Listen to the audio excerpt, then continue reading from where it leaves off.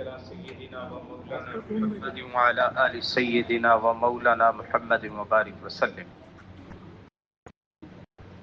عن عائشة رضي الله تعالى عنها قالت: بين رأس رسول الله صلى الله عليه وسلم في حجري في ليلة ضاحية إذ قلت يا رسول الله هل يكون لأحد من الحسنات عدد نجوم السماء؟ قال نعم عمر. فقلت فأين حسنات أبي بكر؟ قال إنما جميع حسنات عمر كحسنة واحدة من حسنات أبي بكر. رواہ رزی.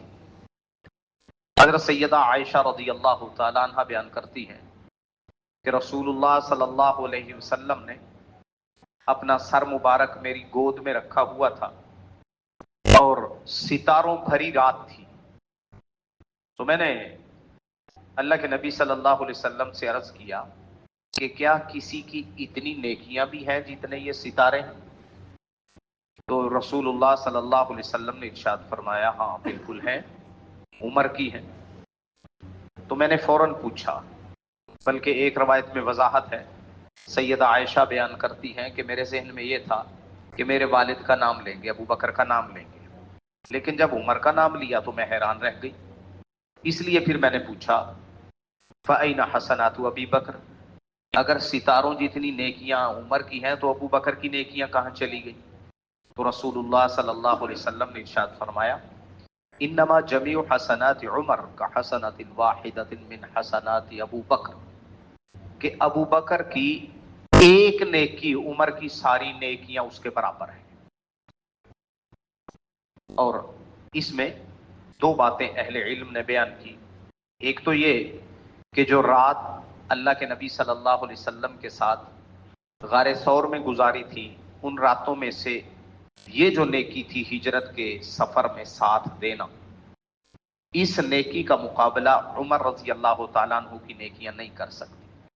اور دوسری بات یہ ایک پیشین گوئی ہے کہ عمر رضی اللہ تعالیٰ عنہ کی جو خلافت ہوگی وہ ابو بکر رضی اللہ تعالیٰ عنہ کی خلافت ہی کی مرہون منت ہوگی. ورنہ جو مدینے کے حالات بن گئے تھے اللہ کے نبی صلی اللہ علیہ وسلم کے دنیا سے تشریف لے جانے کے بعد، اس وقت سیدنا عمر رضی اللہ تعالیٰ عنہ باوجود اپنے روب دبدبے اور جلال کے، وہ بھی اس بات کے قائل ہو گئے تھے کہ ابھی جو زکوٰۃ نہیں دیتے ان سے بھی چھیڑ چھاڑ نہیں کرنی چاہیے. جو لشکر اسامہ اللہ کے نبی صلی اللہ علیہ وسلم نے ترتیب دیا تھا اس کو بھی فی الحال روک دینا چاہیے. یہ جو مرتدین کا فتنہ کھڑا ہو گیا ہے اور مسیلمہ کذاب نے جو فتنہ کھڑا کر دیا ہے، پہلے اس سے نمٹنا چاہیے، باقی سارے معاملات پس پشت ڈال دینے چاہیے. تو سیدنا ابو بکر رضی اللہ تعالیٰ عنہ نے اس وقت وضاحت کی کہ ان چیزوں کو چھوڑ دینا یہ گویا کہ دین میں نقص ہے، یہ نقص ہم برداشت نہیں کر سکتے. ابو بکر کے جیتے جی ایسا نہیں ہو سکتا. گویا کہ باقی صحابہ نے تو پہلے سے کہا تھا، ابو بکر بھی اس موقع پر سیدنا عمر بھی اس موقع پر سرنڈر کر گئے تھے، صرف ایک ابو بکر تھے جو ڈٹے ہوئے تھے.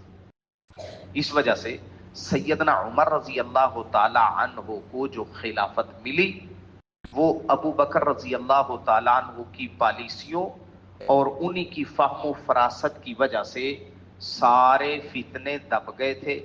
مرتدین کا فتنہ ختم ہو گیا تھا، مسیلمہ کذاب اپنی موت مر گیا تھا، جنہوں نے زکوٰۃ سے انکار کیا تھا وہ زکوٰۃ دینے لگ گئے تھے، لشکر اسامہ بھی کامیاب و کامران واپس آیا تھا.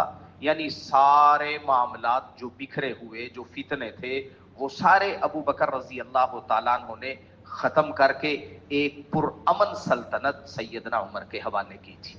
لہذا اس کے بعد جتنا بھی اس میں توسیع کی سیدنا عمر رضی اللہ تعالیٰ عنہ نے، وہ ساری کی ساری توسیع ابو بکر رضی اللہ تعالیٰ عنہ کی پالیسیوں کا اور ان کی خلافت کا صدقہ ہے. اس وجہ سے اس کے بعد انہوں نے جتنا بھی کام کیا اس سب کا کریڈٹ اصل جاتا ہے سیدنا ابو بکر رضی اللہ تعالیٰ عنہ کو.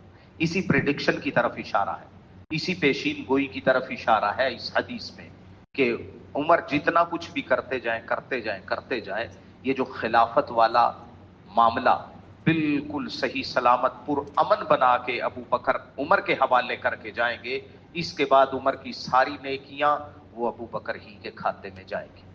اس لیے ابو عمر کی ساری نیکیاں ابو بکر کی ایک نیکی کے برابر ہیں۔ اللہ رب العزت ان لوگوں پہ کروڑوں اربوں رحمت نازل فرمائے اور ہمارے دلوں کو ان کی عقیدت سے بھر دے۔